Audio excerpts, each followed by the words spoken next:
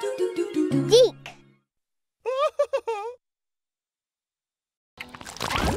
Class teacher bubble.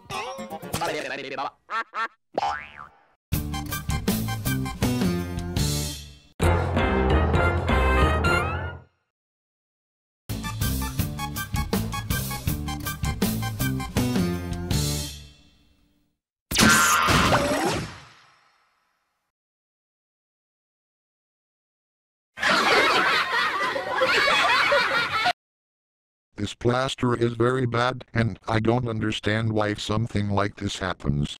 This makes no sense, since Studio B Productions and Dick Entertainment are both different Wild Brain companies. I don't understand why this happens in the Courage the Cowardly Dog episode or the Ruby Gloom episode. Dear Studio B Productions and Dick Entertainment, please don't change the audio, just leave it as is.